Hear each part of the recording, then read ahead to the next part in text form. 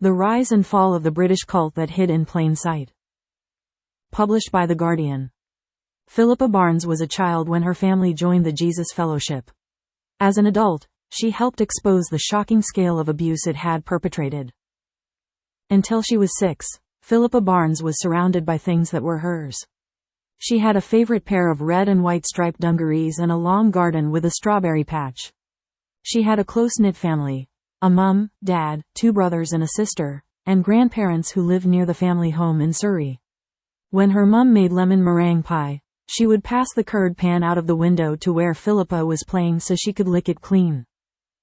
One day, when Philippa was about 2 years old, a couple stopped by the family's church.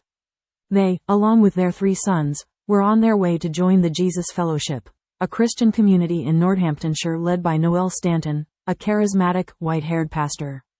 Their enthusiasm was infectious, and Philippa's family started visiting the fellowship a few times a year. At first, Philippa and her siblings loved these trips. Photos from that time of Cornhill Manor, one of the fellowship's properties, show high windows looking out over green fields, airy communal kitchens, and a grand ballroom with a sprung dance floor, where members of the community slept on mattresses. It was a far cry from Woking, where the family lived opposite a noisy train line. Although Philippa had to spend long religious meetings under her parents' chairs, shushed and desperately bored, the rest of the weekend could be spent playing outside. When Philippa was 5, on one of these weekends with the fellowship, something shifted. One evening, she and her 2-year-old brother, as the 2 youngest siblings, were put to bed with a baby monitor while her parents went to a prayer meeting downstairs. The message was, "We can hear you, but we don't want to hear you," Philippa recalled. She had never before been afraid to disturb her parents, but when her brother started having diarrhea and then both siblings began to vomit, she had to call for them. "My parents came, and my dad wasn't too pleased," she said. "Looking back, I can see they didn't want to be embarrassed by being disturbed. They were newbies to the community. But the lesson stuck. This new church was more important than she was." In 1984, Philippa's parents told the children that the family was moving to the East Midlands to be nearer the fellowship. For her parents, the move made sense. Philippa's father was a senior scientific officer for the Ministry of Defence and had to travel regularly for work, meaning her mother was often looking after the children alone.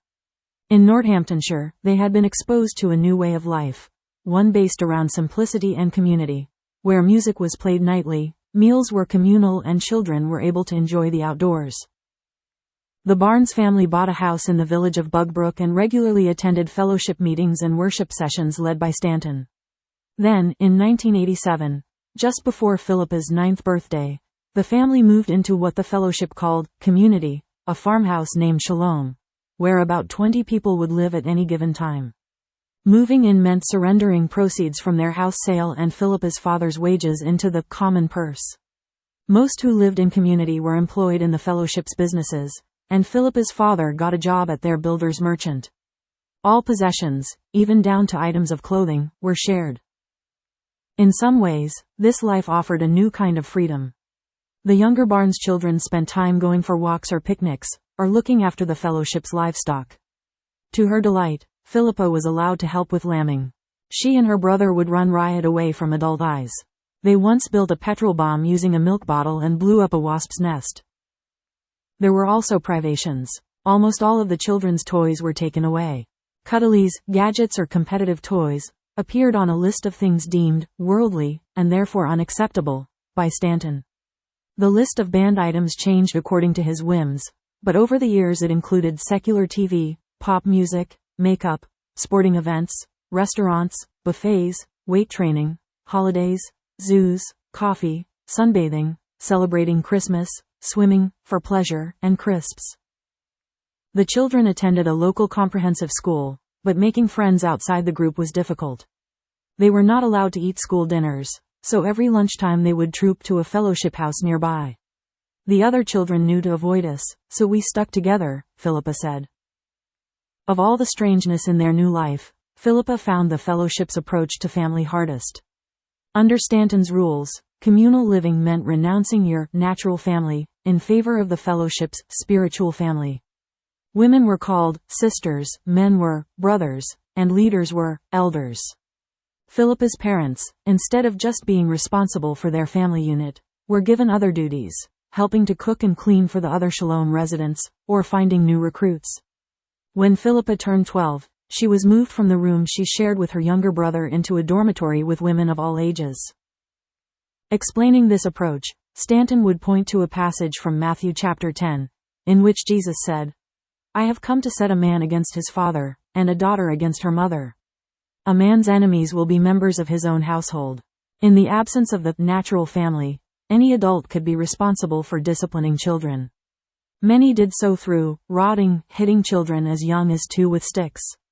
"He who spares the rod hates his son," Stanton would say, quoting from Proverbs. Exorcisms were also performed on children. When Philippa was caught drawing stick figures with breasts and genitals at a meeting, she was taken into a private room so an elder could pray for her unclean spirit, and anoint her with oil. Philippa missed her parents. She managed to spend some time with her mom by helping in the garden and the kitchen, where they would skim cream off bottles of milk to make choux buns and eclairs, a welcome relief from bland meals of pork chops and boiled vegetables. But it never felt like enough. Other girls her age were going shopping for clothes with their moms, watching TV as a family, or going to the cinema or the zoo. In the communal house, doors were hung with curtains, and Philippa remembers hiding between her parents' bedroom door and the curtain, hearing the murmur of their voices as they talked, laughed or argued, longing to be closer to them. Dressed in brightly colored shirts and patterned ties, with his signature swirl of backcombed white hair, Stanton looked more like a magician than a man of the church. A Baptist pastor born on Christmas Day, he had founded the fellowship in his small local chapel in 1969 after a life-changing, spiritual experience that led him to embrace exuberant worship sessions, speaking in tongues, exorcisms and communal living. From the fellowship's early days, these practices attracted attention. In a 1974 Thames television documentary, "The Lord Took Hold of Bugbrook," one local woman complained she couldn't open her windows on Sundays because of the noise. Through the 1970s, young people and families flocked to Bugbrook to join this new church, attracted by the stories of spiritual revelation and a thriving Christian community. There were 2 main levels of membership. Some lived in their own home and attended worship and meetings. The hardcore lived in one of the fellowship's communal houses. As all members living in community had to hand over their assets, the fellowship flourished financially. In 1984, it bought a nearby manor house, which it renamed New Creation Hall. By the early 80s, it owned at least 10 country houses in the area, and membership in communal houses was up to about 450. It was operating a chain of health food shops, a clothing shop and a building supply company. In 1982, the Northampton Chronicle and Echo described it as the new aristocracy of the East Midlands. The fellowship was a strict hierarchy, with Stanton at the top, a leadership circle below him, and an elder running each communal house. Only men were permitted to occupy these roles. Women were subordinate to men. If a man was driving a car, women were expected to sit in the back. Favored members were given virtue names, reflecting their most valued qualities: valiant, zealous, forthright, or, in one young woman's case, submission. Celibacy, especially among the male leadership, was encouraged as the highest ideal. The fellowship's first decade was punctuated by a series of strange incidents. In December 1976, a 26-year-old member, David Gavin Hooper, was found dead in a field on fellowship property, his socks and shirt folded neatly next to him. The death was put down to exposure, but the coroner, Michael Colcott, noted that it was extraordinary that he should have gone out with no coat on such a cold morning. Less than 18 months later, 19-year-old Stephen Orchard was found decapitated on a nearby railway line, having told his parents he was considering leaving the fellowship. His virtue name was Faithful. The same coroner returned an open verdict, but noted his concern about the 2 strange deaths and the letters he had received from parents of young people in the fellowship, who were worried about their children's safety. These incidents were closely reported by local media but never became national news.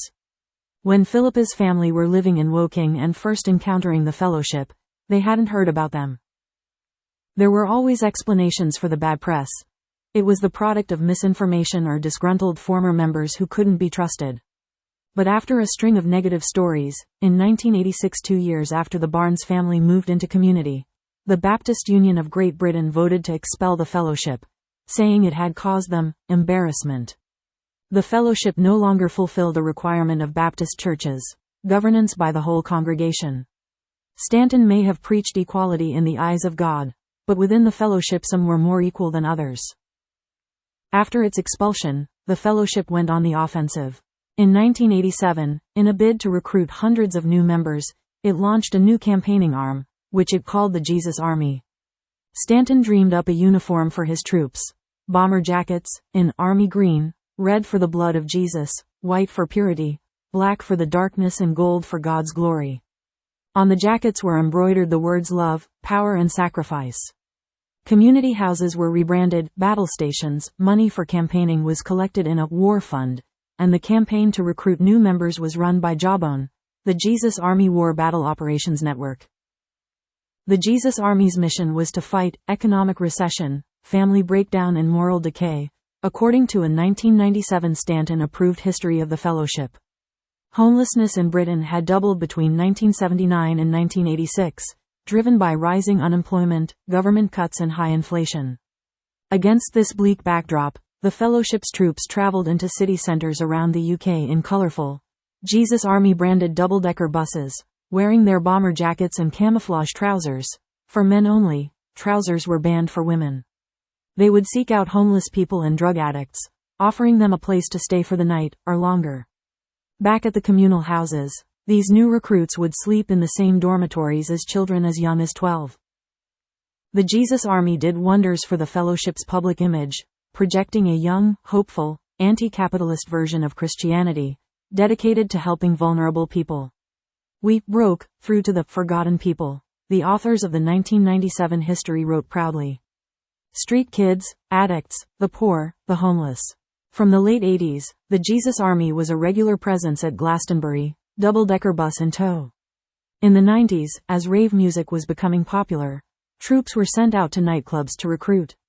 By the mid-90s, the fellowship's following had increased to nearly 2,000 people, with about 75 community houses, including outposts in London, Liverpool and Milton Keynes. It was fast becoming one of the largest residential Christian communities in Europe.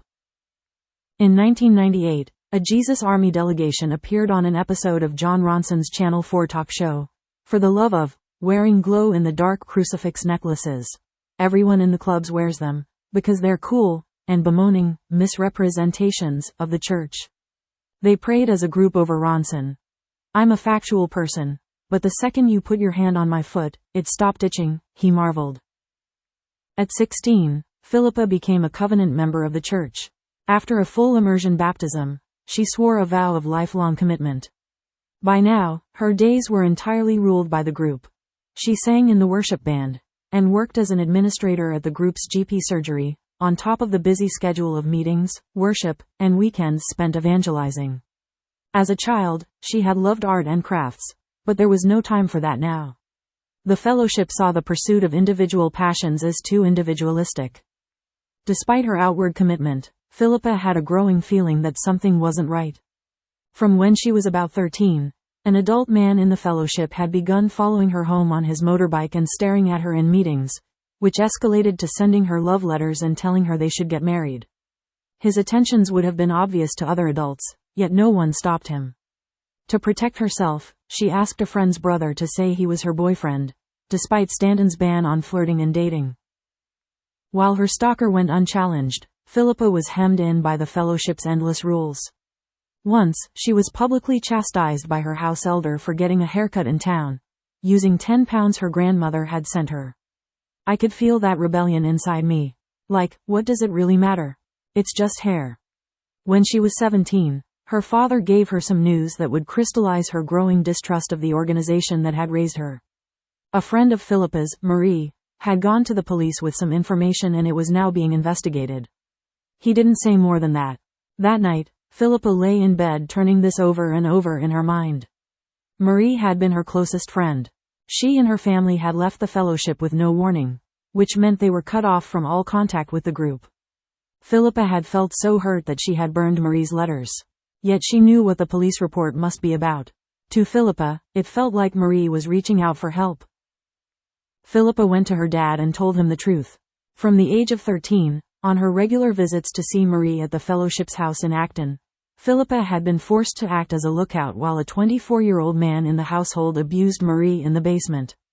She had remained silent, believing it wasn't her story to tell. Now Marie had reported her abuser, and Philippa wanted to corroborate her story. Philippa and her father approached the elder of her household, who took the matter to Stanton. When the alleged perpetrator was questioned, he insisted the two girls were lying. Stanton accused Philippa and Marie of being in cahoots, as if their friendship was in itself cause for suspicion. Although Philippa's father had lived for almost a decade in a community where family loyalty was considered sinful and hierarchy was everything, he stood by his daughter. So did her house elder, who insisted that he believed her. Philippa and her father were told to wait until the end of the week for a final decision about whether the information should be passed to the police. To Philippa, it wasn't up to the fellowship to decide. So, feeling like fugitives, she and her father bypassed the leadership. To avoid being overheard, they found a phone in a rarely used outbuilding where Jesus Army merchandise was spray-painted, and called the police. After Philippa was asked to give a statement, they secretly traveled to London.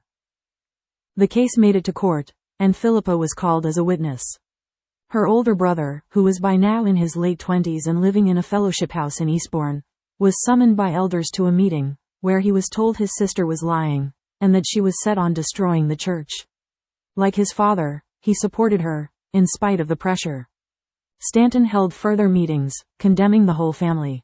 When Philippa arrived at Isleworth Crown Court to give her testimony, the room was filled with fellowship members. They were there to support the accused. On the 4th of April 1997, a jury found the perpetrator guilty of 2 counts of sexual assault of a minor, for touching Marie's breasts and trying to kiss her. The judge jailed him for 3 months, noting that the offense had taken place years earlier, and that the man may have struggled under the church's strict regime, alluding to the limitations Stanton placed on sex and dating. You were living in a society where your frustrations may well have built up, the judge said. After the verdict, Marie told the Northampton Chronicle and Echo that the fellowship inflicted constant mental abuse on its members. Few outside the Acton house even knew that the perpetrator had been convicted. After his release, he was welcomed back to the fellowship with open arms. In 1979, John Everett, a student at Warwick University, began a sociological study of the Jesus Fellowship for his doctoral thesis. He had joined the group in the summer of 1977, experiencing it as a pocket of utopian escape from a chaotic, frenetic, unsympathetic world, something very close to a classless society, where people of all kinds were accepted. Now, he had been commissioned by Stanton himself to go and study its unique makeup. Yet as he conducted his research, examining the group's structure and practices through an academic lens, he began to reach a devastating conclusion: that the church was a cult. As Everett writes in War and Defeat, a history of the organization that he self-published this year, he couldn't escape the fact that the authority structure and separation from the rest of the world were hallmarks of cultic groups. It would have taken a huge amount of self-deceit to deny what I could plainly see. The key characteristics of a cult were in our DNA, he writes. There is a school of sociology that rejects the term cult, arguing that it has been used to dismiss unusual groups that challenge social norms, and preferring the category new religious movements. Many other scholars and survivors disagree, arguing that the methods cults use to control their members are distinct.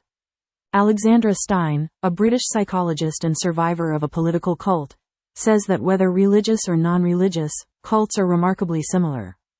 If you've seen one car, you know what machinery is in another car, even if it's a different color. In the popular imagination, cults are closed-off entities, physically removing their members from the outside world. The fellowship claimed to work differently. Members were free to go to school, work, and live outside of community houses. But just as an abusive partner might exert influence over every aspect of a victim's life, Stanton had built a system of mental and emotional control that relied on a common cultic tactic, gradually severing members' attachments to the rest of society, to family members and even to one another. Those broken connections were replaced by a single reference point, the fellowship. With nowhere else to go, any feelings of fear and stress provoked by life in the organization would only serve to drive members closer to it. This helps explain why, after the trial and their condemnation by the leadership, Philippa and her parents stayed in the fellowship. "Really, we should have left at that point," she said. "But it didn't occur to us. We had made a lifelong commitment. Their homes, jobs, friendships and assets were entirely tied to the group. Anyone who left was shunned, members were banned from speaking or writing to them, and songs were sung at worship sessions about their betrayal." Over time, though, Philippa felt that same flicker of rebellion that had allowed her to speak up for her friend. She had never felt fully spiritually moved in the group's worship sessions. She never heard God speaking to her, or felt a genuine desire to speak in tongues. And now, as she sat through Stanton's sermons about traitors and liars, knowing they were directed at her, she became more and more uncertain about the religion that governed her life. She was haunted by the contradictions her experience had exposed. A Christian community that claimed to preach the truth was persecuting her for her honesty. She had been taught that the natural family was meaningless, but her father and brother had been the ones to stand up for her. She struggled with depression, developed a stammer and began having stress-induced seizures. The leadership moved her to a fellowship house in Oxford, ostensibly to recuperate, though Philippa believes Stanton didn't want her anywhere near him. The distance from Stanton and the church headquarters meant the community was more relaxed, and she got a non-fellowship job, working as an administrator at a pharmaceutical company. For the first time, she was given money from the common purse to buy clothes of her own, for work that wouldn't be shared communally. She bought a couple of pencil skirts and a couple of blouses. Work, too, opened her mind. "I was meeting people who were compassionate towards me, more so than the Christians I'd lived with all my life," she said. "I was shocked, I suppose, that was able to happen." Those who spend their childhoods in cults, Stein said, can find leaving particularly hard. They struggle to know what is the self, and what is the cult. It's very complex to try to untangle that. In 1999, Philippa reached a decision. She would move out of the fellowship house, though she would continue to attend services. With her own income, she was able to move into a big shared rental in central Oxford. Everything was new. She had to set up a bank account for the first time. Shopping for food and cooking for herself was a revelation. "I'd go to the shops almost every day, and I used to have stir-fries nearly every night because I couldn't believe the variety, and how good vegetables could taste after all those years of boiled carrots and cabbage," she said. When she attended fellowship meetings and worship sessions, it felt different. She was now an outsider, a second-tier member.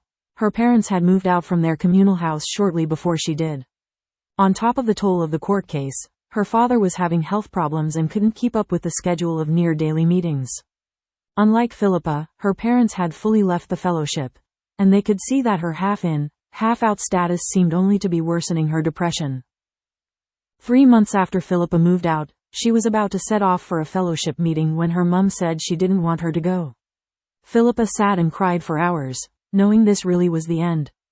It was a visceral severing of all those relationships, all those friendships, your spiritual family. Even decades later, she felt she hadn't fully escaped. Noel Stanton died in 2009, aged 82.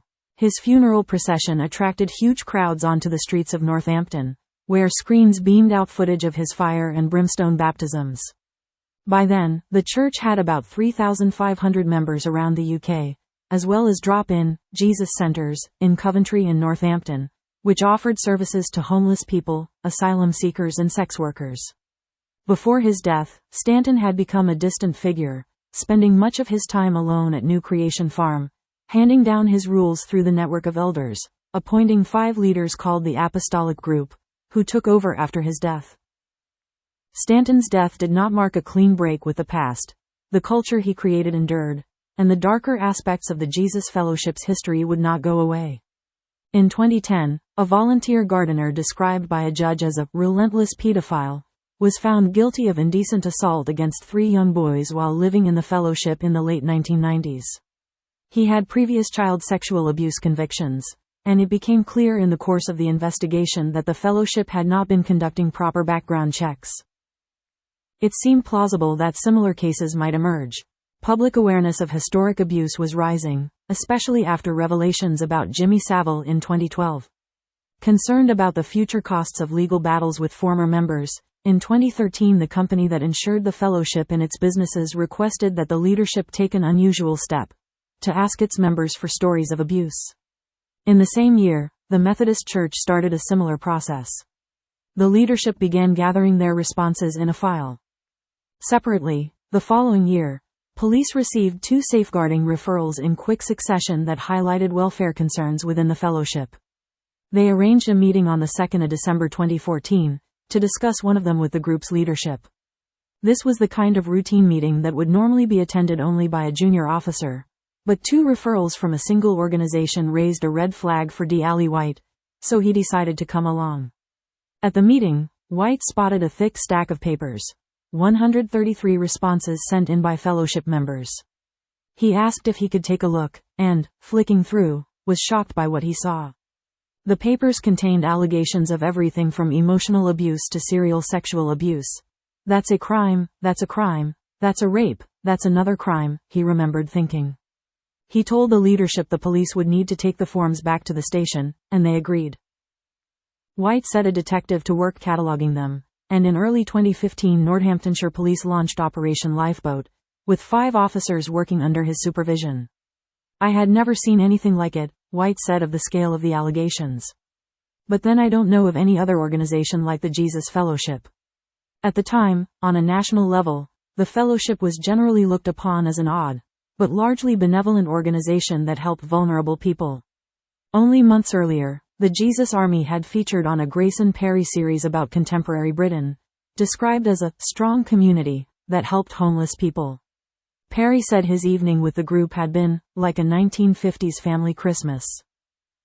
DC Mark Albright, who worked on Operation Lifeboat, grew up in Northamptonshire, and knew the Jesus Army by sight. Multicolored camouflage-type jackets, colorful vans. You'd cross the street to avoid them in the town center, that sort of thing. Yet the contents of the file still came as a shock, both because of the sheer number of alleged victims and the fact that the majority of them had been children. The culture was a recipe for disaster, Albright told me. It was also clear to him that when abuse was reported, it wasn't dealt with. The accused was pretty much asked to say sorry to the person, and then that was that. As police tracked down members and looked for evidence of crimes, Albright's impression was that while some of the leadership wanted to root this out, others had, shall we say, selective memories. After another appeal by police, the number of reports had almost doubled, but most came from people who had seen or heard about abuse rather than experienced it themselves. Some alleged victims couldn't be traced. Others, when contacted, denied that anything had happened, or didn't want police action to be taken. In total, only 5 people were convicted as part of Operation Lifeboat. The details of those convictions were disturbing. 4 of the 5 perpetrators had targeted children under the age of 16, and several were shown to be prolific. The fellowship commissioned an independent review into its safeguarding practices in 2015, yet it continued to blame these cases on a criminal minority, rather than a wider culture of abuse. The Jesus Army, they implied, had simply had the misfortune of attracting a few bad apples. In the 2 decades after she left the fellowship, Philippa built herself a life, plank by plank. She married, had children and lived in Germany for a year. Moving on had meant blocking out thoughts and news of the fellowship. She didn't even know Operation Lifeboat had taken place, but the cult still cast a shadow. She found it hard to stand up for herself, having had it drummed into her that individual wants were sinful. By 2017, she had moved back to Northamptonshire and was raising her 2 boys as a single mother, working as an administrative assistant in a school. Having noticed that a few other former members were living in the area, Philippa had an idea. Her older sister, who also lived nearby, struggled to connect with people who didn't share their history, but maybe, Philippa thought, she would feel more comfortable with people who did. In 2017, Philippa created a Facebook group, as a place where those who had also been in the fellowship as children could catch up and socialize. Within a week, more than 100 people had joined. As members reconnected and shared their memories, the tone quickly grew darker, as individuals began to share stories of abuse they had experienced while in the fellowship. So many allegations of physical, sexual and emotional abuse were being shared that Philippa and a few other group members set up a spreadsheet to keep track of them. A few months after the group was created, some of the members went out for dinner to catch up. "We were just talking and getting to know each other again," Philippa recalls. But through the evening, the conversation kept returning to the same themes. That former fellowship members needed more support, and that something had to be done about the abuse allegations. Based on what they were hearing now, Operation Lifeboat had barely scratched the surface. In 2018, 10 people from the group, including Philippa, launched the Jesus Fellowship Survivors Association, aiming to expose the truth about the church, support survivors and get justice for those who had been abused. Instead of pushing for a public inquiry or trying to bring multiple cases to court, a solicitor suggested that they should pressure the church to set up a redress scheme, like the one launched in response to abuse allegations at Lambeth Children's Homes. The Jesus Fellowship was believed to be worth about £58 million, and a scheme like this would allow former members to apply for compensation without having to pursue a criminal case. One of the women who played a vital role in the fight for compensation was Becky Ayers. She had been brought into the fellowship as a 7-year-old child in 1976 and left in her 20s. Now, with one or two other members of the Survivors Association, she began attending grueling monthly meetings in a nondescript office block in Northampton, in which they tried to convince the fellowship's trustees to set up a redress scheme. At one meeting, Ayers presented a truth document, compiled by the Survivors Association, which set out all the allegations that had been made on the Facebook page. She pushed the trustees to show it to the fellowship's membership. They refused. "They were all completely entrenched," Ayers said. "She is an articulate, confident speaker, but in those meetings, she would freeze up, lose her words, even wonder if she had it all wrong." But the sheer number of survivors' stories, along with therapy sessions from a cult specialist, kept her going. Frustrated by the slow progress on a redress scheme, the Survivors Association also began planning a group civil claim for sexual, physical and psychological harm against children who lived in community houses. By this point, the fellowship was coming under pressure from all sides. In 2017, leaders had been forced to acknowledge at the church's AGM that there were serious allegations against Stanton of financial, spiritual and sexual abuse. Later that year, the Apostolic Five stepped down, pending an independent investigation into their handling of abuse allegations. In a recent statement, the Apostolic Five said they continue to hold out an unreserved apology to anyone who has been affected by abuse and failings of any kind in the Jesus Fellowship. Meanwhile, membership had dwindled to fewer than 1,000 people and was aging rapidly, which was hitting the group's finances. As a senior leader told a new BBC documentary, "Inside the Cult of the Jesus Army, there was a growing feeling that the fellowship was too broken to fix." On the 26th of May 2019, at the recommendation of the church's leadership team, the fellowship's members voted to revoke the church's constitution, to shut the church down. The Jesus Fellowship Community Trust would be tasked with winding it up and moving ahead with a redress scheme. After years of fighting, this should have been a landmark moment for the Survivors Association. But Philippa remembers it differently. "There was never a point where we went, 'Yay, they're closing down.' It was a big achievement, but it was a side effect of the fact they were going to have to pay out to people who they'd abused. That's not a happy thing." The redress scheme was finally launched in September 2022. Former members could apply for compensation for emotional, physical or sexual abuse by submitting a statement via a solicitor. Kathleen Hallisey, who represented some of the claimants, believes the scheme would never have come about, nor had the reach it did, without the Survivors Association. Previous appeals to speak had come from the church itself, or police. This time, it came from fellow survivors. The redress scheme received applications from 601 people, almost 3 times the number of complaints received by Operation Lifeboat. Claimants could also apply for a Community Adverse Experiences payment, which didn't require a solicitor's input. These payments were compensation for the group's systemic failings, separating children from their parents, denying social interaction, treating women as subordinates, rather than specific acts of abuse. It was an acknowledgement that the fellowship environment was, in itself, harmful. In UK law, there is no clear way to hold cults to account for their systems of control and exploitation.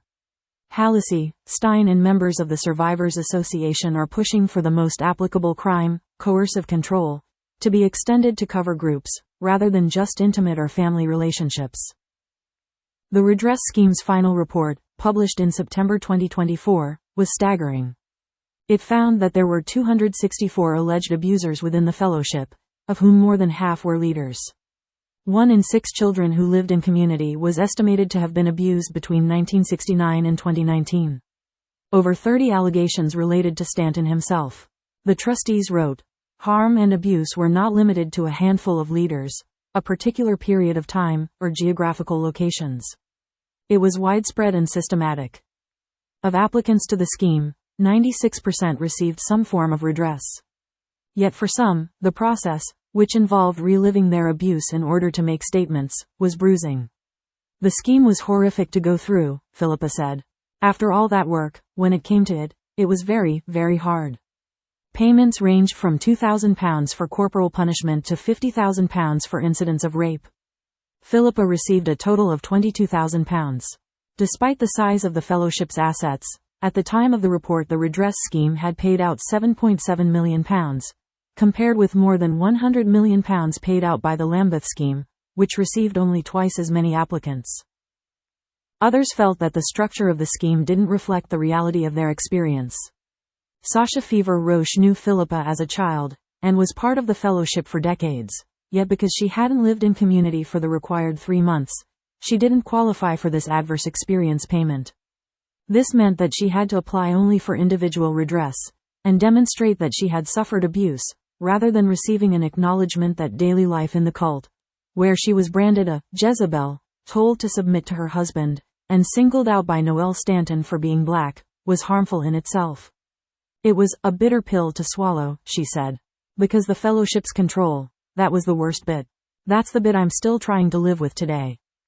The D3 bus from Northampton winds past fields of sunflowers and sandstone houses, down into Bugbrook, past the chapel where the Jesus Fellowship began, past New Creation Hall, past the road to New Creation Farm and Shalom Farmhouse, and on to Daventry, where Philippa lives now. "Sometimes it feels surreal, being back here," she told me recently, as we sat in her living room. "There are lots of ghosts. But I realized I had been running away for a long time, and I wanted to be near my family again." I first spoke to Philippa in 2022. The fellowship had closed, the redress scheme had just launched, and yet she still didn't feel she'd entirely left the cult. "Living in it was like living under Big Brother," she told me then. "I still don't think I have completely uncoupled from that eye that was watching you all the time. And I don't know whether I ever will." 3 years on, she no longer felt that way. "In the past few years, I feel I have properly mentally left," she said. "I've made more progress in the past 8 months than I have in the past decade." Trauma therapy helped. Another factor was realizing that she has been a good parent.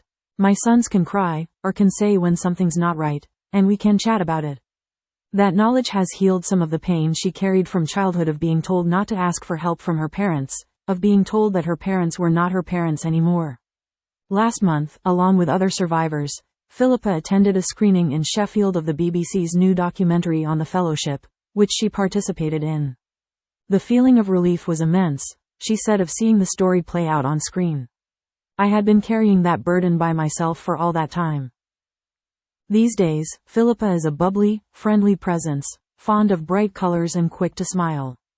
Upstairs in her house, she showed me the craft room she set up earlier this year, and her artworks, made using pebbles found on the beach, pressed flowers, the foil from chocolate coins, the bells from lint bunnies. On an enormous canvas, the tail of a peacock was forming, each feather a recycled wrapper. Roundtrees, Jack Wills, pain relief patches. "I take old things to make new things," she said. "I suppose I have a knack for that." Some of the fellowship's congregations continue to operate as independent churches, and there are still those who look back on it fondly. On Facebook groups called Jesus Army, The Good Times, and Jesus People Alumni, former members swap stories and faded photos of group meals and worship sessions. Not long ago, I spoke with a member of one of these groups, Aidan. "The fellowship had its flaws," he said. "It was too trusting, and he took part in the redress scheme based on some of his own experiences. But he was saddened by the idea of it being remembered as wholly negative. Living in community really broadened your horizons," he said. "I feel massively enriched by the people that I met." He pointed to those it had helped. The people helped out of addiction, the lonely brought into the family. Even fierce critics of the fellowship sometimes struck a wistful or ambivalent note when speaking about it. As much as I hate the place, there's that feeling of community that you miss, said Philippa Roche. That feeling of belonging. She and Philippa reconnected during the redress scheme, and now they live around the corner from one another. They often meet up for coffee and talk about the fellowship, or other aspects of their lives. For me, it's been really important to hang on to these friendships. They're a reminder that what happened to us wasn't normal, Philippa Roche said. When she sees ex-members, we'll make little inside jokes about The Handmaid's Tale, because the language was so similar. Over the years, Philippa has returned again and again to that moment when she decided to testify on behalf of her friend. I'm really proud of that 17-year-old self, who went to court and had the courage to tell the truth, she said. Philippa still wonders where she found that conviction to stand up to the leadership, after years of indoctrination so deep it has taken a lifetime to undo. The answer, Stein suggested, lies in the kinds of reciprocal, human connections the cult did its best to smother, like the one Philippa had with Marie, or her dad, or her brother or, later, with other survivors. Cults can have very powerful control, but they can't turn people into robots, Stein said. We're still human, and even in the worst of circumstances, we create these little niches of humanity. In Philippa's kitchen, a red and white sign hangs by the sink. In this home, it reads, "We are family." Asterisk name has been changed.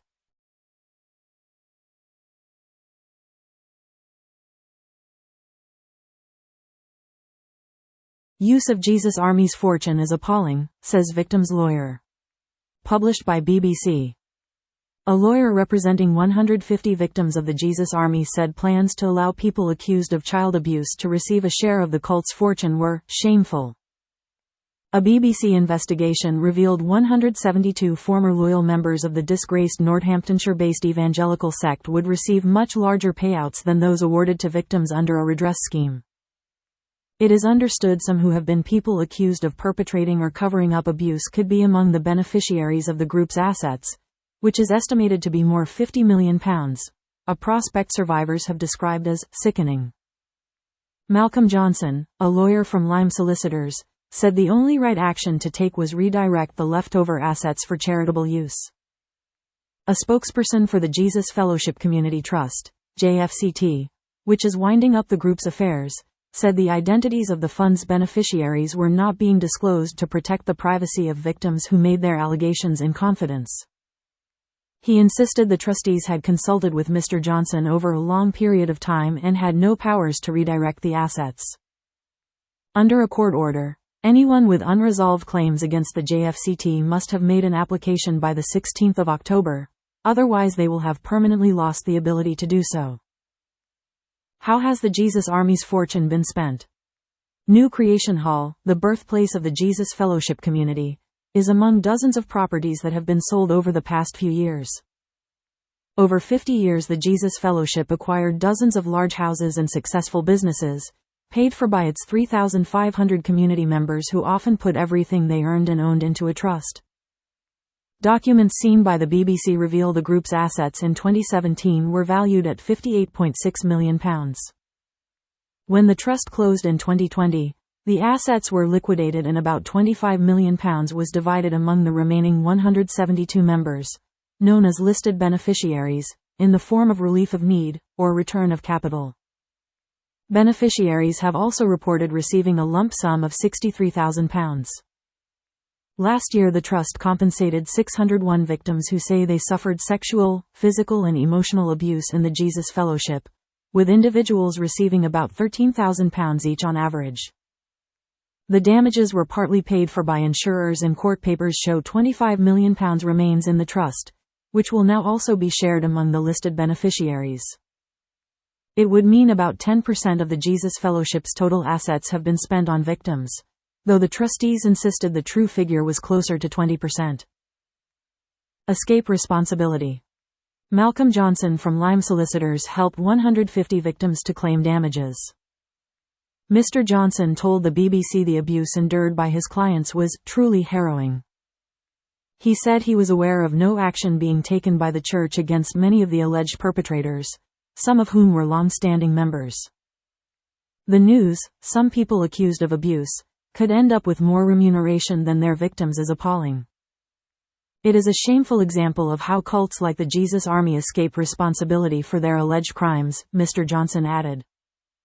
The JFCT trustees said all allegations made during the redress scheme had been reported to the police, who were the only party able to take any action. A review of damages claims carried out by the JFCT identified 539 alleged abusers within the sect, about 1/5 of the total membership, including 162 former leaders. About 10 former members who have been convicted of offenses in community houses are understood to be precluded from the distribution of assets. At least 60 more potential victims have come forward since the broadcast of the BBC documentary, Inside the Cult of the Jesus Army. Since the broadcast of a BBC documentary, Inside the Cult of the Jesus Army, Kathleen Hallisey, a lawyer from Scott Moncrief and Associates, says she has taken on about 60 new clients who are pursuing claims. They include 8 women who were known as domestic sisters. If you were a married woman in the Jesus Fellowship, you had to work as a domestic sister and were forced to cook, wash and clean every day for a large house full of men, as well bring up your own children. In a modern slavery context, I believe it amounts to exploitation because if you don't perform this unpaid job, you have to leave the community destitute with no money or support. Ms. Hallisey said many of the new claimants she has spoken to suffered breakdowns or tried to take their own lives. She said one woman, who left the community in 2014, prepped lunch for 38 people while heavily pregnant and gave birth that afternoon. The trustees of the JFCT have publicly apologized for the abuse that occurred within the church and said all allegations had been reported to the police.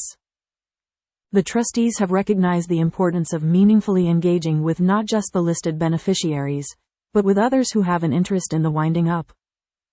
The spokesperson said it was misleading to present the beneficiaries of the trust as the perpetrator group with a bright line between the victims, and insisted the position was much more complex. The Jesus Army Cult. Exploring the origins of the Jesus Fellowship, in which an early vision of communal living and spiritual commitment becomes more disciplined, violent and controlling. Watch Inside the Cult of the Jesus Army on BBC iPlayer. All episodes of the BBC podcast series The Jesus Army Cult are available now on BBC Sounds.